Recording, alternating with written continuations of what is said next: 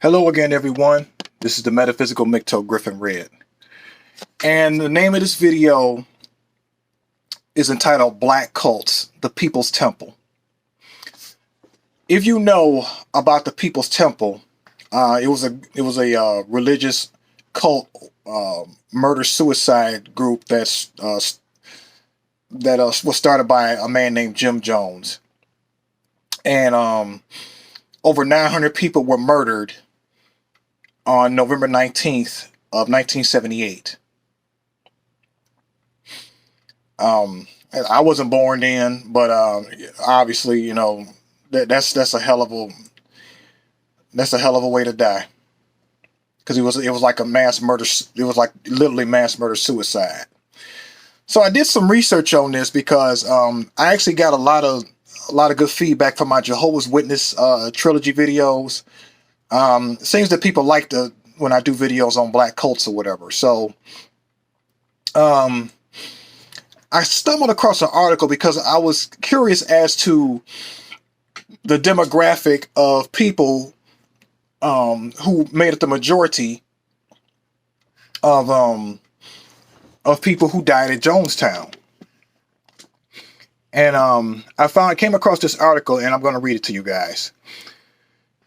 35 years ago, on November 19th, 1978, 7-3-year-old Hyacinth Thrash awoke to a nightmare in the jungles of Guyana in one of the largest murder-suicides in world history.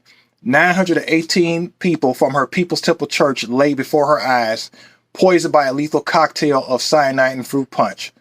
The images from this gothic scene of carnage have become indelible. Bodies clad in simple workaday clothing, stretched into the distance in rows, face down on the ground. Seldom discussed and widely less known, however, is the fact that they are overwhelmingly black bodies. Rendered anonymous, they represent complex extended families of children, elderly women, young women, mothers, grandmothers, aunts, sisters, and nieces. They came to Jonestown, Guyana from communities all across the U.S., drawn by a utopic promise of life in a communal settlement envisioned by a charismatic white messiah as a socialist refuge from American racial apartheid. One of the most haunting scenes from the massacre's aftermath is that of an adult with their arm around a child, protective in the throes of death. Thrash was the sole survivor on the premises. Although the gruesome final snapshot of Jonestown is burned into the American popular imagination, the prelude to the massacre is not as well known. Founded by the Reverend Jim Jones in the 1950s, People's Temple was a multiracial Pentecostal congregation with roots in Indiana. Over the course of 2 decades, the church would establish operations in Ukiah, San Francisco, and Los Angeles before relocating the bulk of the congregation to Guyana in the late 70s, ostensibly to avoid government persecution for its radical views. About 75% of People's Temple members were African American, 20% were white, and 5% were Asian, Latino, and Native American. The majority of its black members were women, while its core leadership was predominantly white. As per cultural cliche, black women like Thrash were the backbone of People's Temple, the primary victims of Jonestown, and the population with the deepest investment in the philosophy. Black women, go figure. It is troubling that the scores of book-length personal accounts, critical analysis, and sociological appraisals on People's Temple and Jonestown, only a few are by black women. The best of these have been compiled at the Alternative Considerations of Jonestown and People's Temple site. Thrash and Leslie Wagner Wilson are currently the only 2 black women survivors who published books on their experiences. Wagner Wilson managed to escape Jonestown before the massacre with several of her family members. As early African American members of the church when it was based in Indiana, Thrash and her sister tithe 20% of their income to People's Temple. Thousands of dollars in property sales, Social Security, disability, and welfare benefits from Temple members were funneled into the church's empire.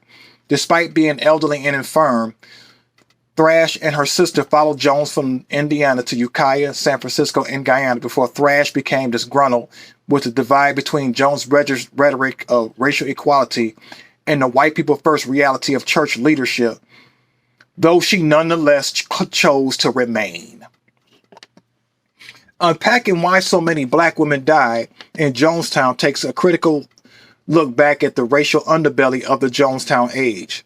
It demands confronting hard truths about the dangerously gendered seductions of organized religion, particularly given the global appeal that 24/7 prayer moments that charismatic Pentecostals have for women of color. According to 2012, the Kaiser Foundation Washington Post poll, black women are among the most steadfastly religious groups in the nation. Only 2% said that being religious was not as important to them at all, compared to 15% of white men, while 74% said it was extremely important. Numerous surveys have touted the decline of American religiosity within the past decade, and yet, in the era of black economic depression, the need to be devout or churched up has not diminished for most African American women, despite the often patriarchal, hetero-sexist orientation of the black church. The widening wealth gap between blacks, white, and Latinos, coupled with the downward mobility of the black middle class, only amplifies the role of religion in black life. Because charismatic faith movements thrive in the presence of social, economic, and political turbulence, black religiosity is flourishing. As the breakout popularity of the new reality show Preachers of LA attest. People's Temple rose to prominence in San Francisco during the turbulence of the post-Civil War, the post-Civil Rights, post-Black Power, post-Vietnam War era. A self-proclaimed Marxist who fetishized black liberation struggle, Jim Jones actively courted the support and approval of the Bay Area liberal political establishment. He skillfully mined the language of social justice, racial equality, and anti-sexism in an area which disillusion with the possibility of freedom from institutional oppression ran high. He touted a liberation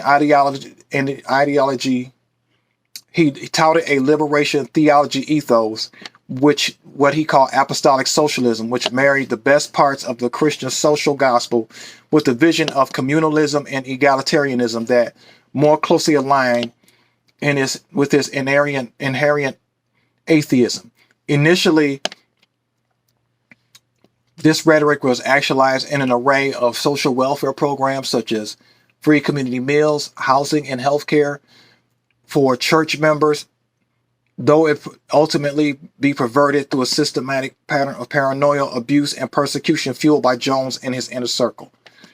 Numerous accounts document how temple members were party to and complicit in the public abuse, harassment, humiliation, and sexual exploitation of fellow parishioners.